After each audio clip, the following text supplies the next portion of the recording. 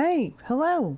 Welcome back to Hillsborough Public Library's online presentation of Book Bites, Middle School Morsels, Secrets, and Survival. I'm Laura Mikowski, and I can't believe we're in week 3 of July, but we are. So with that, get ready to hear about a trio of stories, 6th through 8th grade fiction, that are simply, you guessed it, delicious, hitting the spot with great stories of everyday living and the secrets we keep. Once again, all are devour-worthy, meaning they are quick reads that will certainly steal your heart, but not a lot of your time. We'll explore purpose, presentation, and format, and dish on why these stories will nourish your mind and soul and demand to be up next on your ever-expanding to-do and to-read list. As a reminder, these books are available in both e- and audio format through our online catalog, wccls.org. You'll also find links to Bibliocommon book lists created and based on our presentations. I've highlighted the link to Tumble Books on this slide with a blue arrow. Although Tumble Books is billed as a place for early literacy titles, I was excited to once again find some terrifically accurate and connected fact books related to our selections, with 7th grade reading levels and a hashtag own voices connection to boot. It's so cool to keep discovering what these digital resources have for us as readers, learners, and library users. And yes, Libby, Overdrive, and Tumblebook accounts are accessible with your library card, which makes it easy to have something on hand when you're hungry for a story. Let's dig in. Let's get to it. On our menu today are titles of Secrets and Survival. What drew me to these next 3 selections were what I had heard about them before I got my hands on them. Celebrated authors' next published reads, central tween characters asking similar questions, although generations apart. 2 of them are looking back on experiences, bringing forth new insight into themselves, and hopefully lending that insight to you. Then there's the question of secrets, the impact and power secrets maintain when you're simply trying to get by and do the right thing. Their situations may be new to you, but you'll find in that these characters have more in common with you than you realize.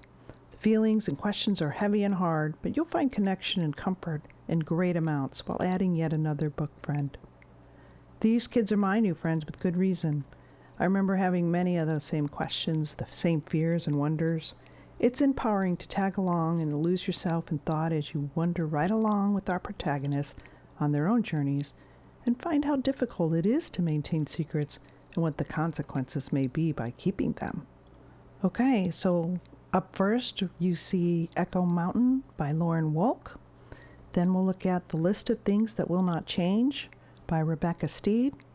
And then finally we've got Where the Watermelons Grow by our local author Cindy Baldwin. So let's get to it. Okay, so here's Echo Mountain by Lauren Wolk.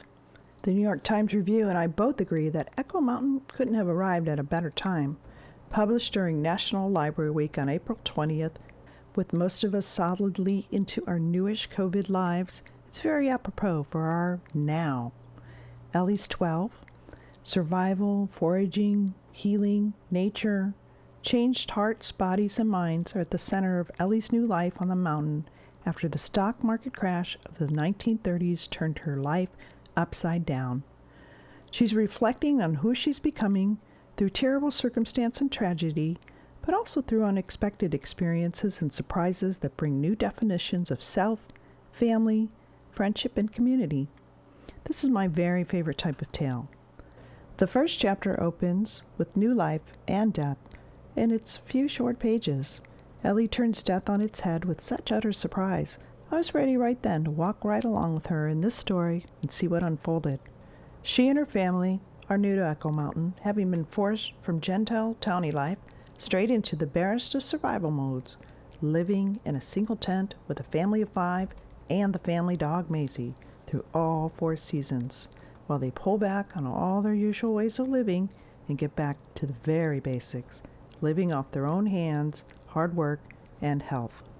The town life loss is unimaginable for Mom, a teacher and musician, and her sister, 15-year-old Esther, but Ellie blooms into something so much more on the mountain with her father leading the way until tragedy puts all of them on an unexpected trajectory, one with secrets kept, mysteries to solve, puppies and enchanting dogs to meet, and right along with it the examination of how biases and misconceptions can unravel after time well spent on them. Allie's an empath, and she's becoming a healer with unusual ideas that set her apart. Can a snake be the answer to helping her father heal? Or is it the bees? Trusting and knowing herself will surely bring an answer, shouldn't it? So if you're hankering for something especially fulfilling, this one has to be included on your plate. I'm going to bet you'll love Ellie as a neighbor and a friend as life unrolls before her on Echo Mountain. Okay, our second featured book is The List of Things That Will Not Change by Rebecca Steed. Rebecca Steed's Bee speaks the truth of many tweens. Bee's family changed. She has 2 homes now, well 3 with the restaurant her father owns. At 8, her parents set her up with a list that included things she could always count on, and they wrote it out, and Bee keeps it going. Number 1, Mom loves you more than anything, always. 2, Dad loves you more than anything, always. Despite that big love, she has a secret and it's eating her up. Her parents so obviously love her, but she's done something that she's sure will change that love that they have for her. And boy, is it aggravating her eczema. Like Ellie, Bee is now 12 and looking back at what happened at age 10, 2 years after the divorce. Finding her traditional family vacation now unbearable, and facing new big events that are sure to change her life and the list, a wedding and a new stepsister. She's surrounded by love bombs with the love and support of her parents, her extended family, and Miriam, a generous, sympathetic therapist who gives good directions. But are they enough for Bee? Would they be enough for you? Bee's secrets are at the heart of who she was, why she had such big emotions, and took action in ways I'm not sure you or I would have thought of. But for that, I think you'll readily add her story to your own and be able to link it to your own world. And finally, we have Where the Watermelons Grow by Cindy Baldwin. Uh-oh, her mother's up. Jella just wants a glass of water, but instead she gets another uneasy interaction with her mother, who's become quite sick. She's caregiver to both Bella and her little 16-month-old baby sister. But it's not like Bee's eczema, sore itchy skin and breakouts. It's an internal breakdown, schizophrenia, which truly hurts just as badly in complex and chaotic ways. Della is also 12 and learning how quickly life can change. Like Ellie and Bee, she's unsure of love and responsibility. Because love can be hard won or lost, Della's journey becomes just that. It's the community she's within that may have the answers and help her. But how, and in what ways? Like Ellie, Della's thoughts about finding a cure for her mother turns towards bees. I love that in 2 of our featured stories, bees play a role. Miss Tabitha Quigley is a local beekeeper who Della believes may hold the key to her mother's health. The bee lady has been a part of healing in their farm community for generations, so why wouldn't she be able to help? The pacing of this novel and the heartfelt characters are its strengths, and really tip the scales for excellence and awareness by bringing forth characters and topics not often seen or heard of in fiction for kids. The complexities Della faces as a daughter living in a family dealing with a serious disease drives the story and keeps company with Della's fears. The pace was real, no tidy endings, with time passing as if you and I were right there with her, farming watermelons and all. Will Della's family find peace? Will their crops survive another heat stroke? And finally, can Della accept her mother, illness and all? Those are the challenges we share with Della as she and her family stand together in the face of chaos. This book was written by a local author, and Cindy Baldwin's done a terrific job. Even though it's 2 years old, still such an important, heartfelt story to immerse in. I didn't want it to be missed because it's so full of heart and life lessons that you're sure to connect with. Okay, so it's first choice, first taste of the first chapter. It's truly a toss-up because all 3 of these titles are mighty fine audio presentations. I'm committed to Echo Mountain because I hugged this book when it ended. Listen up. The first person I saved was a dog. My mother thought he was dead, but he was too young to die. Just born. Still wet and glossy. Beautiful, really, but not breathing. "Take him away," she said, sliding him into my cupped hands. Her voice was cold. Perhaps that was why it shook a little. But I knew her better than that.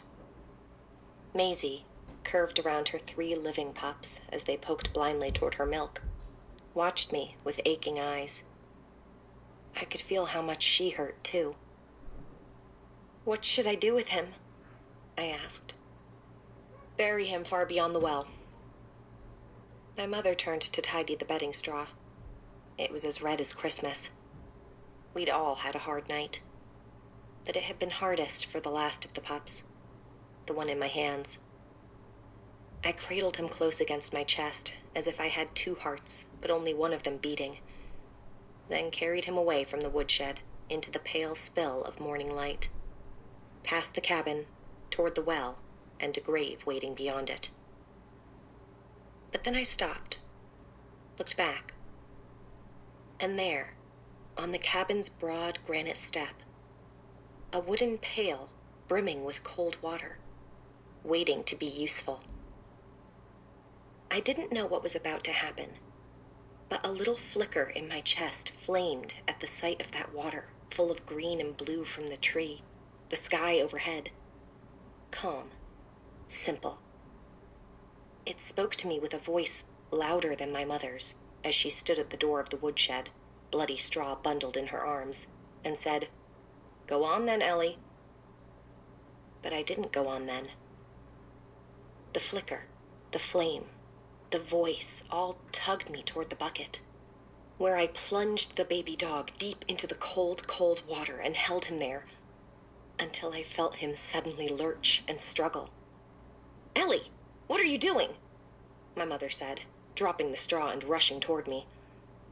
But she stopped and stared when I lifted the dripping, squirming pup and pulled him back against my chest. "He's not dead," I said, smiling. "Not dead at all." Which made my mother smile too, for just a moment. "Then he's yours," she said, turning back for the straw. "See that you keep him that way." Wait for it. Here are other titles that are also worth waiting for, which are Readalikes, old and new, fact, and fiction. These stories lend themselves so well to diving into others just like them. Those characters come immediately into your life with similar voices. Be sure to order them up and get fed by your new book friends. So I'll begin with the Readalikes for Echo Mountain. I've got 2 listed here. One's called Ruby Holler by Sharon Creech and Way Down Deep by Ruth White. So in Ruby Holler, we've got 13-year-old twins, Dallas and Florida, and they've been in and out of foster homes their entire lives. So what can an elderly couple offer them in a simple place called Ruby Holler? Plenty, it turns out. So our second recommendation in Readalike would be the book by Ruth White called Way Down Deep. This is another mountain tale with 12-year-old Ruby's mysterious appearance as a baby in the town of Way Down Deep. It finally starts to unfold when a new family moves in with clues about her past. Even though this is an old story, I think it's maybe 2002, there's also a more recent sequel, which happens to be just as good. Okay, and then we have The List of Things That Will Not Change Read-alike, which is again a Rebecca Steed book called Goodbye Stranger. Seeking answers to questions in life continue as Bridge makes her way through 7th grade as an infamous local celebrity after a terrible accident that happened to her in 3rd grade. And then we finally have Where the Watermelons Grow, Read-alikes. And I included another one of my favorites called One Crazy Summer by Rita Williams Garcia. And it's 1968 and a time for 3 sisters to head to Oakland, California to spend a month with a mother they barely know. Instead, what they get to know is the Black Panther movement when the mother sends them to summer camp hosted by the organization. This is historical, adventurous, and heartfelt. Plus, sequels exist. It's always a bonus. And on that note, this concludes Book Bites, Middle School Morsels, Secrets, and Survival. I think you'll want to, at the very least, nibble on these stories. Before you know it, your book plate will be completely empty once more. No need to worry about refills. I'm happy to help you out and load up your plate with winning reads. See you next week when we look at some super fun graphic novels that focus on femmes who rock. Till then, thank you for joining me, and please do keep on reading.